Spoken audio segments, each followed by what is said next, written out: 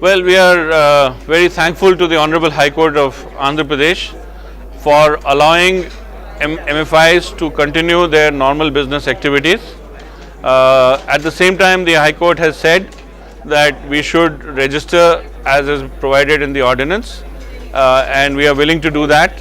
The Honorable High Court has said that we should pay attention to Section 9, which is on the maximum interest being no more than the principal, and Section 16, which is to prevent coercive practices.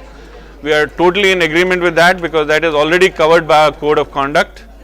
The Honorable High Court also made a specific injunction against any arrests under this ordinance, and therefore all the arrests that had been made yesterday or today citing this ordinance are null and void under the order of the High Court.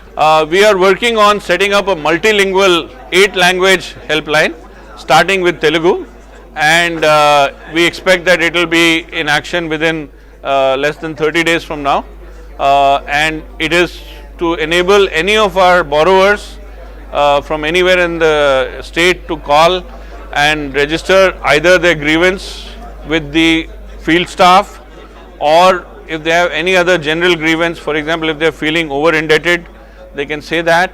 And as I said, we have said that we will consider restructuring where a household is genuinely over indebted, and several MFI members of MFIN will participate in that exercise. What is the root cause of suicide? That a family member is feeling tense because they feel they have borrowed too much. So why have they borrowed too much? Because more than one person gave them loan and they said yes to everybody while borrowing. While repaying, it is becoming a problem. So this is called over indebtedness.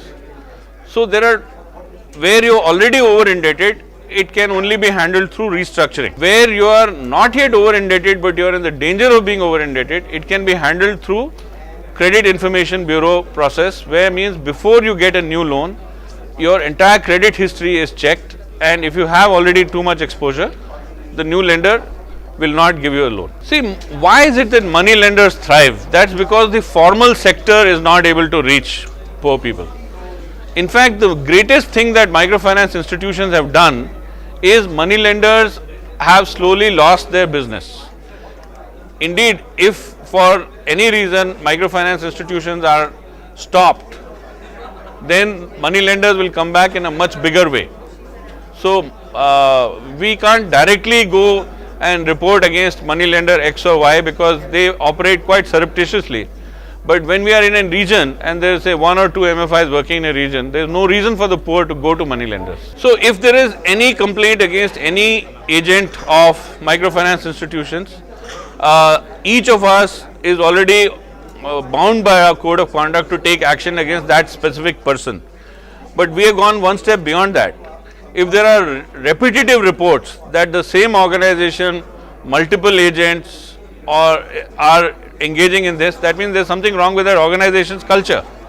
In that case, MFIN is willing to take action against that organization, and in the extreme case even expel them from the organization and report to their lenders saying do not lend to this organization because it is indulging in bad practices on the ground. When you say people are not able to pay their loans, it has got to do with what is their paying capacity versus what is their repayment obligation, right? So through restructuring means reducing the repayment obligation per period of time. It doesn't mean that you are waiving the loan, okay? We are not in a position to waive any loans because we have to repay entire principal to the bank, okay? MFIs are only borrowing in bulk from banks and lending in retail. So there is no question of waiver. We are only talking about stretching the repayment period. Thank you.